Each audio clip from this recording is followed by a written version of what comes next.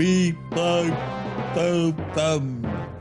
I smell the blood of an Englishman. Be he alive or be he dead, I'll grind his bones to make my bread. Once upon a time, in a small kingdom of tiny cottages, babbling brooks, and rolling hills, lived a little witch. A middle-sized wolf, an absolutely enormous giant. His awesome footsteps echoed like thunder throughout the land.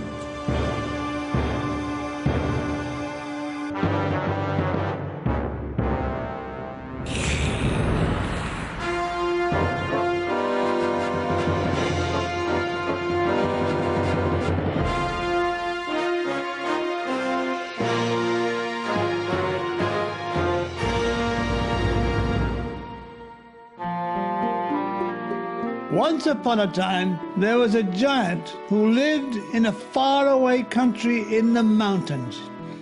He left everybody in peace as they went about their daily work. He was far too lazy to trouble anyone. Apart from the odd grunt and scratch, he slept peacefully in a valley beneath the shining sun.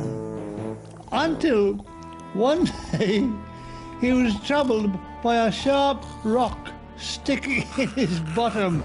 Oh, he went. Unsteadily, he rose to his feet, stretched his legs, scratched his bottom, and yawned. A giant yawn. Oh, that's better, he said. But wait, why's everything gone dark? Because you are blocking out my rays, you idiot, said the blazing sun. It was true enough, because far below, everybody thought nightfall had come. The giant, apart from being a sunblock factor 20, was an idiot factor 200 and had forgotten how to sit down again. After many months of scratching his head and other parts, he remembered how to sit down again. And with a gigantic thump, he sat down. The trouble was that by now the sun was so fed up with the giant, he decided not to shine anymore. Everything stayed grey and cloudy, like Wimbledon fortnight, and everyone went around with a miserable look on their faces. All sorts of people tried all kinds of things to get the sun to shine, but to no avail. All the churches rang their bells, fools. But still, the clouds persisted. The town's elders decided the only chance lay with the witch. Capital.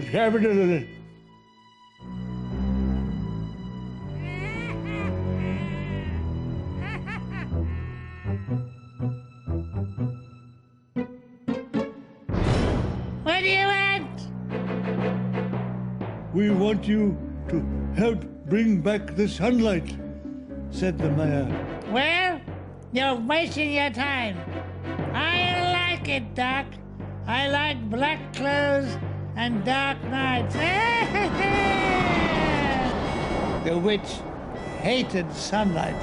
That is why she only came out at night. Since it was now nighttime permanently, she had been doing some very good business indeed, casting spells and stealing from the sleeping townsfolk.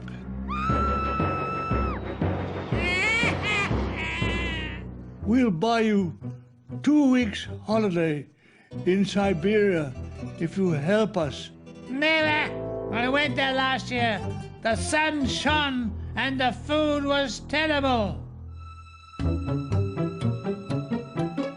on their way back to the village, the mayor had an idea.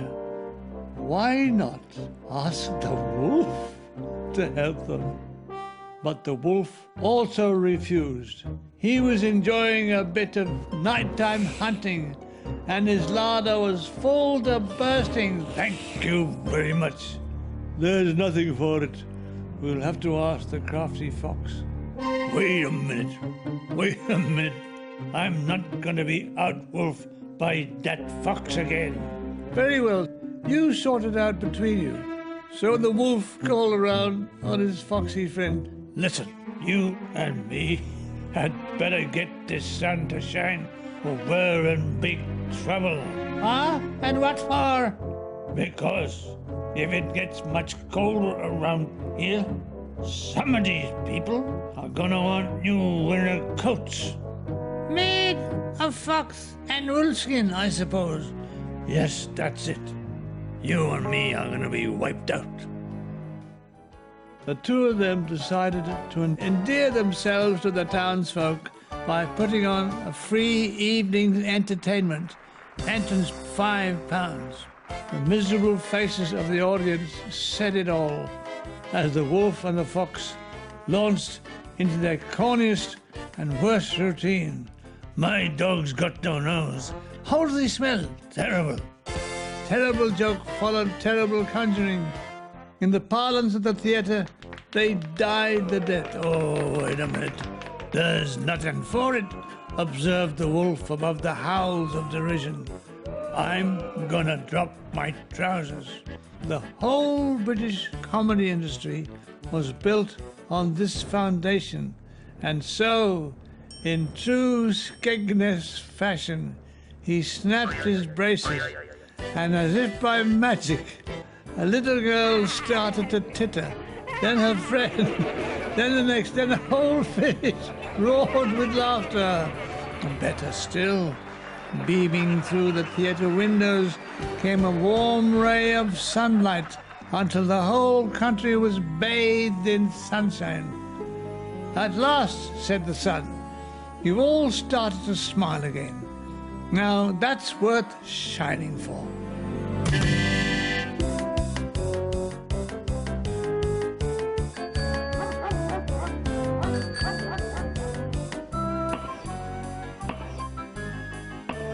The cheers of happiness drifted up to the strange cottage in the mountains. What's all that racket?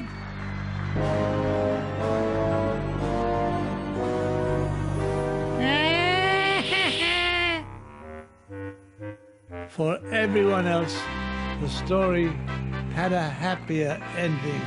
The giant basked in the warm sunshine, bathing his toes in the lake to keep cool. And the wolf and the fox toured the English music hall under the brilliant stage name of Eric Wolf and Ernie Fox, dying the death whenever they went. Now then, why does Prince Charles wear red, white and blue braces? Oh, to hold up his trousers.